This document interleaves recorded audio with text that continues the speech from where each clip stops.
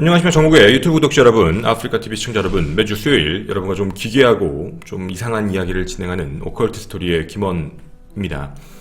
오늘 여러분과 하게 될 이야기는 미리 좀 말씀을 드리면 내용적인 내용만 들었을 때 굉장히 조금 자극적인 내용일 수 있습니다. 별도의 사진적인 내용보다도 청각적으로 조금 기괴하고 이상한 얘기일 수도 있으니 미리 사전에 말씀드리고 시작하도록 하겠습니다. 이 사건에 대해서는 미리 제보를 받은 게 올해 1월달이었었습니다. 아주 예전부터 얘기가 좀 나왔었던 건데 너에게도 한번 해결을 해봐라 라고 얘기하면서 저에게 제보가 조금 많이 들어왔던 이야기였습니다. 그리고 그 이후에도요, 많은 사람들이 캐고 있던 사건이기도 합니다. 예전 딥앤모 사이트에 이상한 게시글이 하나 등장하면서 주목을 끌게 됐던 이야기였는데요. 그 딥웹 사이트는 바로 이 사이트였습니다. 제가 그 사이트의 일부 로그인 화면 부분을 여러분에게 보여드리는 거고요. 뭐 이런 영상도 있는 그런 공간이기도 합니다. 대부분 스너프필름과 관련되어 있고 그 스너프필름에 여러가지 이야기들이 들어가 있는 곳입니다. 뭐 스너프필름은 몇 번씩 말씀드렸지만 되게 잔혹하고 고어물적인 내용들, 잔인한 영상들이 많이 들어가 있는 공간이었는데 말이죠. 이상한 게시글이 하나 나오면서 주목을 끌기 시작을 했는데 바로 실제 이 글이었습니다. 일단 아이디 자체도 굉장히 입으로 말하기 좀 상스럽다라고 표현하는 게 맞을 것 같습니다. 영어긴 하지만 P로 시작하는 단어고 P모모 그 다음에 몬스터라는 아이디를 쓰는 되게 상스러운 단어의 닉네임을 했던 한 사람이 게시글을 올리게 되는데요. 자신을 외과 의사라고 주장하는 사람의 어떤 상업적 내용의 글이라고 봐주시면 좋겠습니다.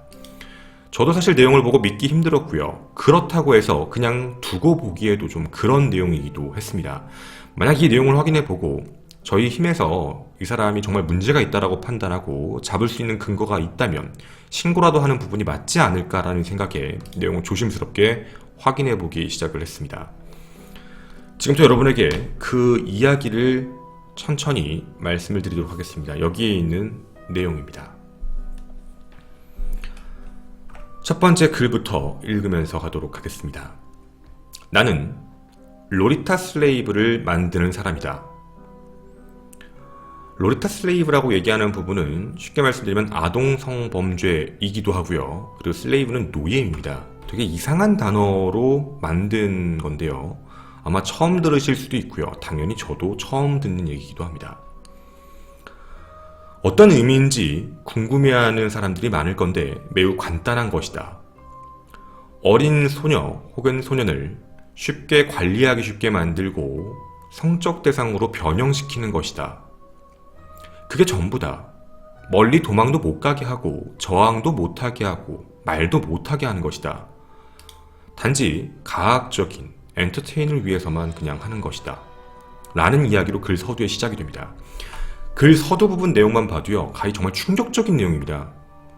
아무리 농담이고 장난이라 하더라도 이런 얘기를 쓰는 건 좀 아니거든요. 그런데 이 이야기가 사람들에게 장난이 아닌 뭔가 조금 신빙성이 있어 보인다라고 느껴지기 시작한 계기들이 하나씩 붙게 됩니다. 그 다음 단락의 내용입니다.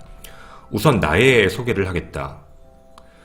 동유럽 외곽에 그 나라들 중에 한 곳에 나는 살고 있고 나름대로 이곳에서 좀 부유한 외과 의사다. 여기는 꽤나 빈곤이 강하고요. 빈부격차가 큰 국가다. 돈만 있다면 무엇이든 가질 수 있는 곳이기도 하다. 그래서 아름다운 소녀들도 나는 가지고 있다. 그 이유 자체가 뭐냐면 내 덕분에 고아원에서 되게 힘들게 살아야 될 아이들이 부모님이나 친척이 없어서 살고 있는데 더 이상 고아원에 살지 않아도 되기 때문이다. 사실 이곳에 당신이 얘기가 나오는 부분은 믿기 힘든 내용들도 많을 것이다. 어린 아이들 중 일부는 8살에서 9살인 경우도 많다. 일단 여기의 내용까지 좀 정리를 해드리면 이 사람은 동유럽의 외곽에 있는 한 국가의 외과의사라고 자신을 소개하고 있고요. 빈부격차가 굉장히 큰데 자신은 부유한 편이다 라고 힌트를 주고 있습니다. 이걸 제가 또박또박 끊어서 말씀을 드리는 건 오늘 이게 다 하나씩 키워드입니다. 동유럽이며 외곽에 있는 국가이며 그리고 이라고 봐주시는 부분입니다. 이제 또 하나 우리가 생각해야 될 부분은 고아원에 대한 부분입니다. 고아원 자체에 더 이상 살지 않게 된다. 그럼 원래 고아원에 아이들이 되게 많다라는 얘기거든요. 일단 여기까지 또 한 가지 키워드로 같이 기억해 주셨으면 좋겠습니다. 다음 내용입니다. 이쁜 아이들 같은 경우에는 일부 매춘에 팔렸고요. 되게 더럽고 빈곤 속에서 서서히 자신이 퇴색하지 않고 운이 좋다라고도 생각할 수 있다 라고 이야기를 합니다. 그리고 내가 이제 구매를 할 여자는 몇 명, 대부분 사춘기가 되기 전이기도 하고, 대부분 사춘기 전 9에서 10년 전에 있는 사람들을 가장 높게 선택을 한다. 그 다음 내용이 좀 충격적입니다. 고아원은 매우 나에게 협조적이다. 왜냐면 거기에 있는 아이들은 밥을 먹으면 행복해하고, 그리고 그 아이들을 데려가며 기부금을 주기 때문에 고아원은 굉장히 나에게 협조적이며 나에게 묻지도 않고, 그리고 결코 어디 가서 얘기하지도 않는다. 그리고 그들은 내가 이미 외과 의사라는 것도 알고 있다. 아마 그들은 내가 사람을 시험하거나 아니면 장기매매 같은 걸 한다라고 생각할 수도 있을지 모른다. 아마 이 글을 보는 당신들도 당연히 그렇게 생각할 수도 있는 것이다. 하지만 나는 더 수익성이 높은 사업을 발견했다 라고 적혀 있습니다.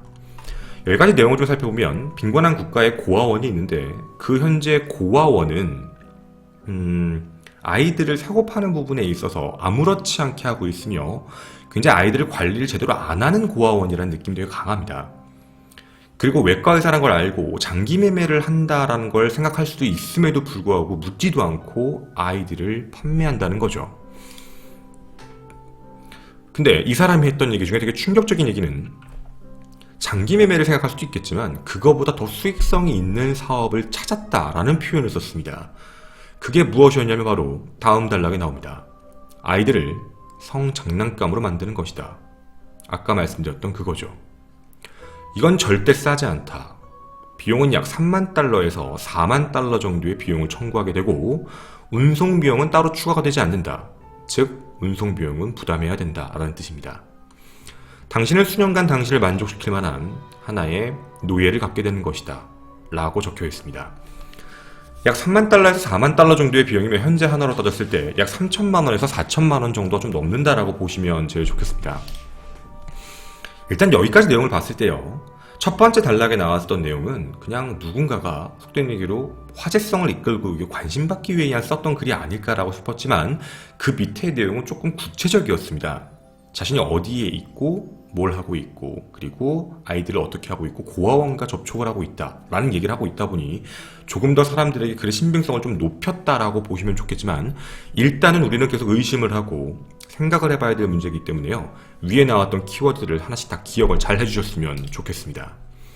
그리고 이 밑에 하단의 글에는 이제 누구나 생각할 만한 부분인데, 아니 어떻게 그게 가능해? 라는 부분인 겁니다. 그거에 대한 방법이 적혀 있습니다. 이게 조금 충격적일 수도 있는데요, 여러분에게 조금 순화해서 말씀을 드리도록 하겠습니다. 자, 이제 하나씩 방법론적인 이야기를 말씀을 드리도록 하겠습니다. 새로운 아이를 찾았을 때 나는 고아원에게 먼저 이야기를 한다. 내 별장으로 배달을 하도록 요청한다. 그럼 그 아이는 옷을 입지 않은 채로, 묶인 채로 눈을 가리고 그 별장에 도착하게 된다. 그러면 나는 간단한 검사와 건강진단을 끝내고 내 별장에 있는 특별 클리닉에 그 아이를 데리고 간다. 여기까지가 첫 번째입니다. 이 사람은 동유럽에 살고 있으며 자신의 별장을 따로 갖고 있고요, 그 별장 안에 뭔가 의료 기구가 가능한 그런 내용을 갖고 있는 것 같습니다. 되게 디테일한 부분이기도 합니다. 검사를 해서 건강상의 문제가 없는지를 확인해 본다라는 부분인 거죠. 그리고 이렇게 합니다. 첫 번째로는 철저한 소독을 한다. 그리고 실제로 냄새가 굉장히 많이 나고 아이들이 더러운 상태다. 오랫동안 목욕을 못했기 때문이다. 고아원에서는 실제로 아이들 관리를 정말 소홀히 하기 때문이다. 그리고 그렇게 씻기고 소독이 끝나고 깨끗해지면 병원 침대에 넣고 수면제를 주사해서 잠을 자게 한다. 이게 첫 번째입니다. 요게 내용까지 또 확인을 해보게 되면 고아원은 아이들을 아예 관리하지 않는 고아원인 겁니다. 그리고 아이들이 실제로 씻지도 못하고 제대로 먹지도 못하는 환경에 있는 고아원이란 느낌인 게 제일 강하죠. 그렇게 깨끗해지면 병원 침대에 넣는다라고 하는 걸 보면 자신의 특별 별장이라는 곳에 병원 침대까지 있다고는 생각이 드는 부분입니다. 그 다음 두 번째입니다. 새로운 정체성과 이름을 부여한다 라는 이야기입니다. 실명은 그 누구도 알 수 없다. 단지 나이만 알고 있다.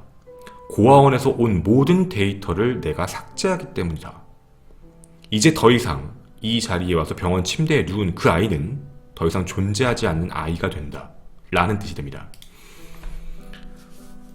아이가 오게 되면 자신이 이제 말 그대로 고아원에서 받은 아이가 되면 더 이상은 아이의 기록을 다 없앤다 라는 이야기의 글이었던 겁니다.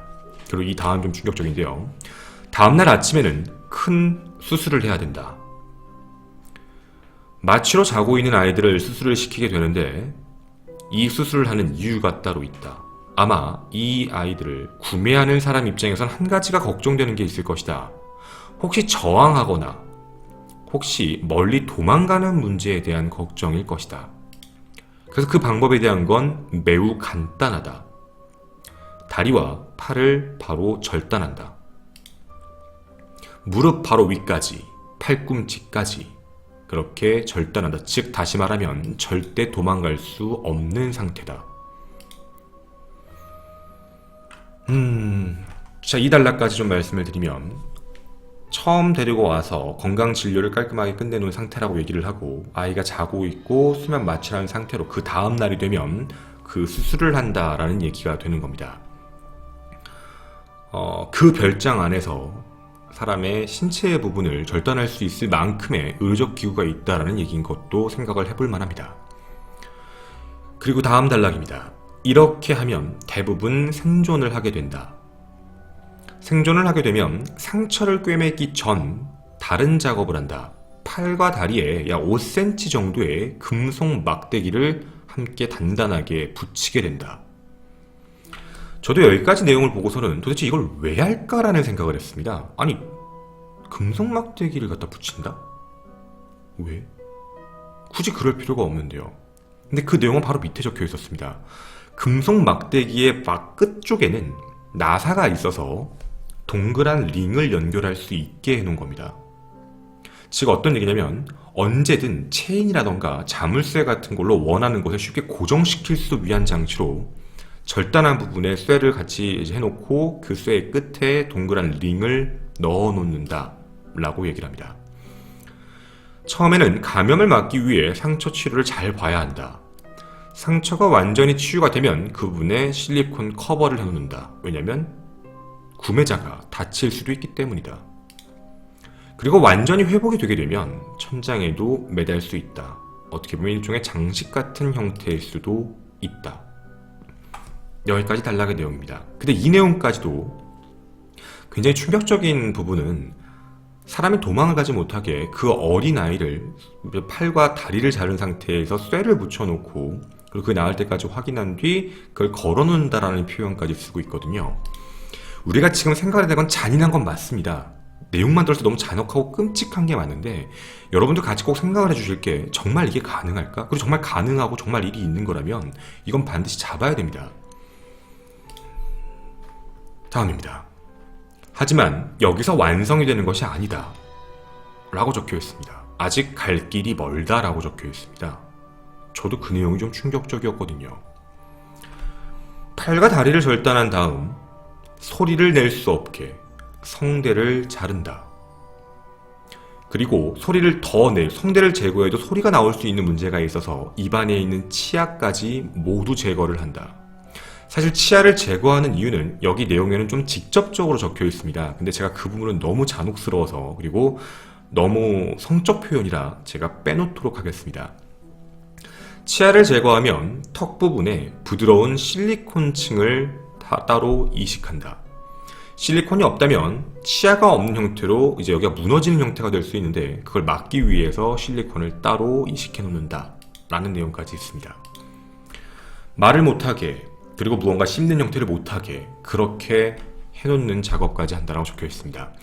이게 왜 사람들 사이에서 논란의 소지가 있었고 회자가 됐던 부분이었냐면 그냥 단순하게 무언가 주목받기 위해서 관심 끌기 위해서 썼던 글이라고 생각하기에는 너무 디테일했던 부분이 강했던 겁니다. 여기까지만 봐도 일반적으로 생각하기도 힘든 얘기였으니까 말이죠. 다음 이야기도 꽤 구체적입니다. 우리가 여기까지 얘기를 들으면 그 다음에 이런 생각이 들거든요. 아니 그러면 치아가 없으면 어떻게 먹여? 라는 생각이 드는 게 너무 당연할 수도 있습니다. 근데 그 부분을 바로 적어 놓습니다. 이제 더 이상 치아가 없어 먹을 수 없는 상태가 맞다. 아기처럼 먹여야 한다. 미네랄 비타민 함유하고 있는 젖병, 유아용 조제유를 먹이로 주게 된다. 그리고 많이 먹이면 안 된다. 뚱뚱하게 되는 걸 원치 않기 때문이다. 물, 차, 레모네이드 같은 아기병을 매일 하루에 3, 4회 정도를 마시게 한다. 최소 2리터 정도의 액체를 섭취하기 때문에 건강을 지키는데도 큰 문제가 없다. 따라서 하루에도 몇 번씩 화장실에 데려다 줘야 되는 것도 있다. 라고 적혀 있습니다. 일단 키워드만 좀 갖고 넘어가도록 하겠습니다. 먹을 수 없기 때문에 구매자는 이제 사망하기 전까지는 자기가 직접 이제 뭔가 영양소를 직접 공급해줘야 된다라는 얘기고요. 그리고 물도 주고 이런 부분까지 하고 화장실도 데려가는 역할이 나오는데 화장실을 데려가는 부분도 굉장히 잔혹스럽게 적혀 있습니다. 아까 그 링 고리에 대한 얘기가 있어서 그 부분을 이용하면 된다라는 내용이 적혀 있는데 직접적인 말로는 너무 잔인하기 때문에 그 부분은 제가 따로 스킵하도록 하겠습니다. 그리고 이렇게 얘기를 합니다. 말을 못하기 때문에 의사소통에 대한 부분을 몇 가지 가르친다. 물론 의사소통에 대한 부분을 가르칠 때는 그냥 가르치는 게 아닙니다. 우리가 의사소통을 가르친다면 말을 못하게 했으니까 뭐 수화인가? 뭐 수화 같은 건가? 라고 아실 수도 있을지 모르겠지만 그런 부분도 아니었습니다. 저도 처음엔 그렇게 생각을 했었거든요. 서서히 정신까지 지배하기 시작하면서 아무것도 못하고 아무것도 못 보고 아무것도 못 느끼게 서서히 고통이라기보다는 고통이라는 아니면 그런 느낌 같은 게 당연하듯이 이런 쪽으로만 가는 것이 가능하다. 마지막에 남은 두 가지 감각을 뺏어야 된다. 마지막에 남은 두 가지 감각은 청각과 시각입니다. 청각에 대한 부분을 빼앗는 건 함께 있는 사람의 목소리 및 그리고 그 사람의 어떤 개인적인 대화라던가 그 사람의 데이터를 알 수 있는 내용들을 혹시라도 저장할까봐 귀를 못 듣게 하는 것 하나, 시각을 못 보게 하는 건 혹시라도 나중에 잡혔을 때 그 사람이 누군지 확인 못하게 하기 위한 방법 하나. 마취약을 주고 헤드폰에 매우 큰 소리를 틀고 헤드폰을 씌우게 된다. 그렇게 청력을 손상시킨다. 그리고 마지막으론 눈을 레이저로 해서 완전히 멀지 않는 상태, 왜냐면 어느 정도는 분간을 해야 되기 때문에 희미한 그림자가 보이듯이 하는 부분, 이 정도까지만 눈을 손상시킨다. 이제 이렇게 하면 하나의 완벽한 자신이 얘기하는 상품이 완성된다. 여기까지 하니 주문을 원하면 자기에게 알려달라 라는 이야기를 하게 남기게 됩니다. 자, 우리가 마지막에서 알 수 있는 부분에 대한 건 정말 구체적인 부분은 사실 부정할 수 없을 것 같습니다. 굉장히 구체적이기 때문에. 그래서 내용에 대한 것도 너무 누가 정말 상상해서 만들었다고 얘기하기에는 되게 체계적으로 너무 많은 내용을 써놨기 때문에, 그리고 이게 원문을 보면 더 끔찍합니다.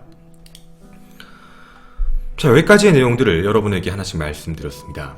이제 우리가 생각해봐야 될 문제가 조금 있었습니다. 바로 뭐냐면 정말 사실일까에 대한 부분이었던 거죠. 아까 얘기했던 키워드들을 하나씩 가지고 나와봤습니다. 일단 저희가 첫 번째로 알아봤던 바가 뭐였냐면 동유럽에 대한 부분입니다. 동유럽에 있는 국가가 어디가 있나 라고 많이 알아봤는데 뭐 대표적으로 말씀드리면 헝가리, 체코, 루마니아, 폴란드, 크로아티아, 오스트리아, 불가리아 뭐 이런 국가들이 있습니다. 근데 실제로 저 데이터를 확인해보면 동유럽은 실제 서유럽보다 낙후된 게 사실입니다.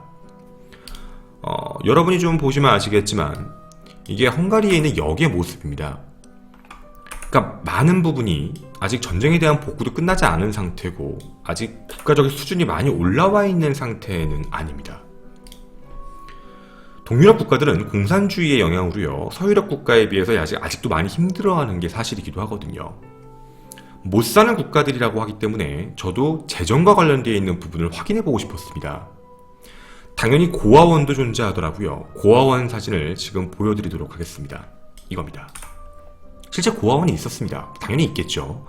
근데 위에서 말하듯이 그렇게 심할 정도로 관리하는 곳을 찾는 게 되게 드물었습니다. 국가적 관리를 하고 있기 때문에 물론 암묵적으로 어둡게 들어가는 부분을 다 확인할 수 없지만 어느 정도는 정상적으로 굴러가고 있었습니다. 그리고 저도 찾아봤지만 성범죄 관련해서 아예 없었던 건 아닙니다. 기사에 대해서 여러 가지를 찾아봤는데 실제로 이 동유럽 국가에서 아이들을 이제 매매죠. 어떻게 보면 인신매매라고 하는데 인신매매했던 기록들이 나오기 시작합니다. 뭐 매춘도 있었고요. 대다수가 매춘이었습니다. 그 기록이 아예 없던 건 아닙니다. 범죄에 대해서 과연 가능할지가 궁금했습니다. 여기까지 확인해봤을 땐 위의 내용을 어느 정도는 믿을 수 있는 게 맞았습니다. 낙후돼 있고 그리고 아동 관련 범죄들이 실제로 있었고, 하지만 위에서 나와 있던 그런 범죄들이 진짜 가능한지가 궁금했습니다. 일단 첫 번째부터 키워드를 잡으면서 출발을 해보고 싶었습니다. 어느 국가인지는 모르겠지만 외과 의사에 대한 문제입니다. 부유한 외과 의사라고 얘기를 하는데 실질적으로 제가 아까 말씀드린 국가에선 의사적인 순위를 봤을 때 외과 의사가 그렇게 부유한 층에 속하지는 않습니다. 원래부터 재산이 되게 많으면 모르겠지만 외과 의사라는 그 타이틀 하나만으로 부유층이 된다라는 건 조금 어긋난 얘기였습니다. 그리고 외과 의사라고 분명히 했거든요. 물론 나머지를 전부 다 배우기는 하지만 정확하게 어떻게 될지 모르지만, 근데 외과 의사가 수술을 집도를 직접 합니다. 뭐 정형외과나 뭐 내과 이런 쪽이라고 해도 물론 뭐 외과 의사가 무조건 수술을 못한다고 얘기하는 건 아닌데, 외과 의사가 지금 현재 한 수술의 내역을 살펴보게 되면 정말 가능하다면 첫 번째, 분명히 혈관을 절단하기 때문에 과다출혈이 나올 문제입니다. 출혈이 굉장히 심할 텐데 말이죠. 그 출혈에 대한 피도 미리 준비가 되어 있다는 부분입니다. 이게 앞뒤가 약간 애매했던 게 뭐였냐면 아이를 먼저 가리고 고아원에서 아이를 데리고 온다라고 했거든요. 그 아이의 혈액형에 대한 부분을 미리 알고 피를 준비해 놓은 상태가 필요합니다. 분명히 혈액 공급이 들어가는 상태에서 수술을 해야 되는 게 맞거든요. 근데 혈액은 일반적으로 아무나 막 구입할 수 있는 게 아니고요. 혈액의 유통 과정에 대한 부분은 분명히 보고가 돼야 되는 부분입니다. 근데 그런 거 없이 한 번의 수술을 팔과 다리를 다 절단합니다. 저도 이걸 이제 의사이신 분들께도 몇 분 여쭤봤지만 팔과 다리를 한 번에 수술하는 경우는 되게 없다라고 합니다.